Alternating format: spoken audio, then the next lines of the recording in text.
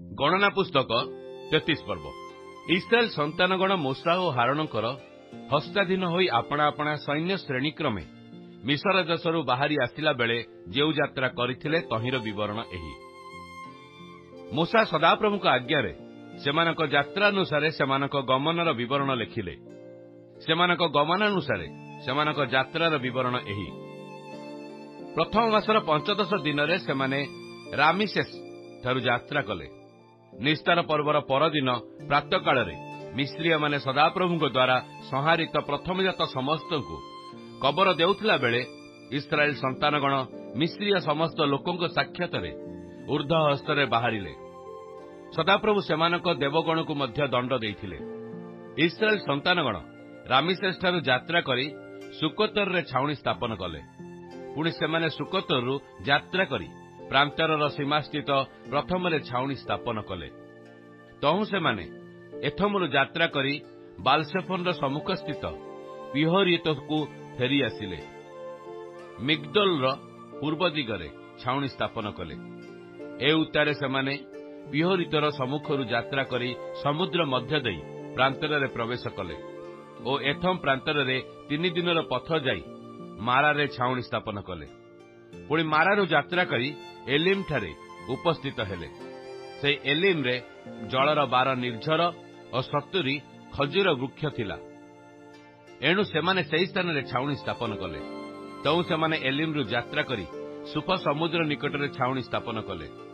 पुणी सेमाने सुफ समुद्र निकट रु यात्रा करी सिन प्रांतर रे छाउणी स्थापन कले। पुणी सेमाने सिन प्रांतर रु यात्रा करी दबका रे छाउणी स्थापन कले। सेमाने दबका रु यात्रा करी आलुस रे छाउणी स्थापन कले। पुणी सेमाने आलुस रु यात्रा करी रफीदिम रे छाउणी स्थापन कले। सेही स्थान रे लोकमानकर पीवा निमंते जल नथिला। ए उतारे सेमाने रफीदिम रु यात्रा करी सिनय प्रांतर रे छाउणी स्थापन कले और सेमाने सिनय प्रांतर रु यात्रा करी किब्रोत हताब रे छाउणी स्थापन कले। पुणी सेमाने किब्रोत रु हताब को यात्रा करी हत्सेरात रे छाउणी स्थापन कले। पुणी सेमाने हत्सेरात रु यात्रा करी रित्मा रे छाउणी स्थापन कले और सेमाने रित्मा रु यात्रा करी रिमोन पेरस रे छाउणी स्थापन कले। पुणी सेमाने रिमोन पेरस रु यात्रा करी लिब्ना रे छाउणी स्थापन कले। पुणी सेमाने लिब्ना रु यात्रा करी रिसास रे छाउणी स्थापन कले। पुणी सेमाने रिसास रु यात्रा करी कहेलात रे छाउणी स्थापन कले और सेमाने कहेलात रु यात्रा करी सेफर पर्वत रे छाउणी स्थापन कले।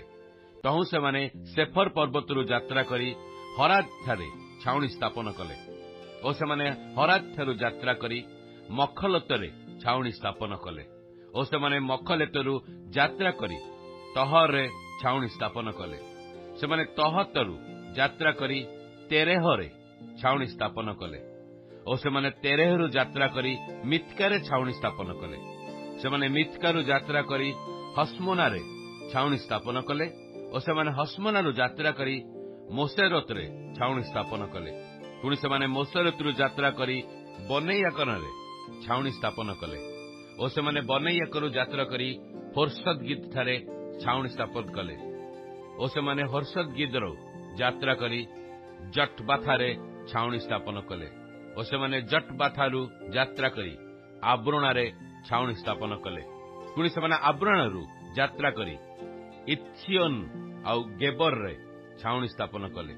पुणी सेमाने इत्सियोन गेबर रु यात्रा करी सिन प्रांतर रे छाउणी स्थापन कले।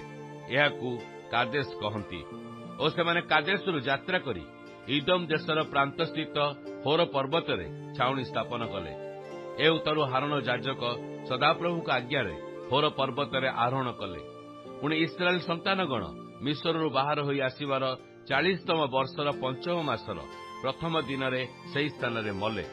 आ होर पर्वत रे मरिबा समय रे हारणकर बयस 123 वर्ष थिला।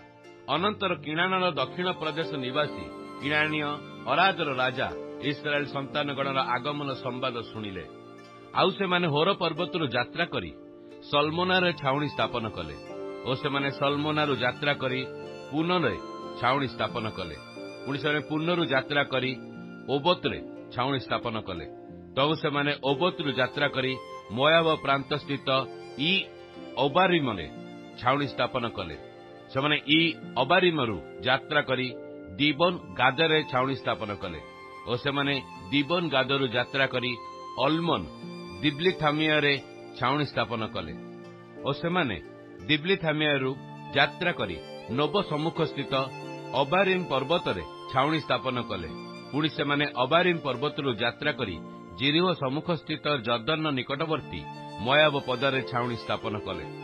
ଆଉ ସେଠାରେ ଜର୍ଦ୍ଦନ ନିକଟସ୍ଥ ବୈଜିସ୍ମୋତ ଠାରୁ ଆବେଲ ସିଟିମ୍ ପର୍ଯ୍ୟନ୍ତ ମୋଆବ ପଦାରେ ଛାଉଣି ସ୍ଥାପନ କଲେ। ଅନନ୍ତର ଜିରିହସ୍ଥିତ ଜର୍ଦ୍ଦନ ନିକଟବର୍ତ୍ତୀ ମୋଆବ ପଦାରେ ସଦାପ୍ରଭୁ ମୂଷାଙ୍କୁ କହିଲେ, ଇସ୍ରାଏଲ ସନ୍ତାନଗଣକୁ କୁହ, ତୁମେମାନେ ଜର୍ଦ୍ଦନ ପାର ହୋଇ କିଣାଣ ଦେଶରେ ଉପସ୍ଥିତ ହେଲେ ତୁମେମାନେ ଆପଣା ଆପଣାମାନଙ୍କର ସମ୍ମୁଖରୁ ସେହି ଦେଶ ନିବାସୀ ସମସ୍ତଙ୍କୁ ତଡ଼ି ବାହାର କରିଦେବ ଓ ସେମାନେ ସମସ୍ତଙ୍କ ମୂର୍ତ୍ତି ବିଶିଷ୍ଟ ପାଷାଣ ଭାଙ୍ଗି ପକାଇବ ଓ ସେମାନଙ୍କର ଛାଞ୍ଚ ଢଳା ପ୍ରତିମା ସବୁ ବିନଷ୍ଟ କରିବ ଓ ସେମାନଙ୍କର ଉଚ୍ଚସ୍ଥଳୀ ସବୁ ଉଚ୍ଛିନ୍ନ କରିବ। ପୁଣି ତୁମ୍ଭେମାନେ ସେହି ଦେଶ ଅଧିକାର କରି ତହିଁ ମଧ୍ୟରେ ବାସ କରିବ, କାରଣ ଆମ୍ଭେ ତୁମ୍ଭକୁ ଅଧିକାରାର୍ଥେ ସେହି ଦେଶ ଦେଇଅଛୁ। ଆଉ ତୁମେମାନେ ଗୁଲିମେଣ୍ଟ ଦ୍ୱାରା ଆପଣା ଆପଣା ବଂଶାନୁସାରେ ଦେଶାଧିକାର ବିଭାଗ କରିନେବ। ତୁମେମାନେ ଅଧିକ ଲୋକଙ୍କୁ ଅଧିକ ବାଣ୍ଟ ଓ ଅଳ୍ପ ଲୋକଙ୍କୁ ଅଳ୍ପ ବାଣ୍ଟ ଦେବ। ଯାହାର ବାଣ୍ଟ ଯେଉଁ ସ୍ଥାନରେ ପଡ଼ିବ ତାହାର ବାଣ୍ଟ ସେହି ସ୍ଥାନରେ ହେବ। ଏହି ରୂପେ ତୁମେମାନେ ଆପଣା ଆପଣା ପିତୃବଂଶ ଅନୁସାରେ ଅଧିକାର କରିବ। ମାତ୍ର ଯେବେ ତୁମେମାନେ ଆପଣାମାନଙ୍କ ସମ୍ମୁଖରୁ ସେହି ଦେଶ ନିବାସୀକୁ ତଡ଼ି ବାହାର କରି ନ ଦେବ, ତେବେ ତୁମ୍ଭେମାନେ ସେମାନଙ୍କ ମଧ୍ୟରୁ ଯେଉଁମାନଙ୍କୁ ଅବଶିଷ୍ଟ ରଖିବ ସେମାନେ ତୁମ୍ଭମାନଙ୍କ ଚକ୍ଷୁରେ କଣ୍ଟା ସ୍ୱରୂପ ଓ ତୁମ୍ଭମାନଙ୍କ ପାର୍ଶ୍ୱରେ କଣ୍ଟକ ସ୍ୱରୂପ ହେବେ। ଆଉ ସେମାନେ ତୁମ୍ଭମାନଙ୍କର ସେହି ନିବାସ ଦେଶରେ ତୁମ୍ଭମାନଙ୍କୁ କ୍ଲେଶ ଦେବେ। ପୁଣି ଆମ୍ଭେ ସେମାନଙ୍କ ପ୍ରତି ଯାହା କରିବାକୁ ମନସ୍ଥ କରିଥିଲୁ ତାହା ତୁମ୍ଭମାନଙ୍କ ପ୍ରତି କରିବା।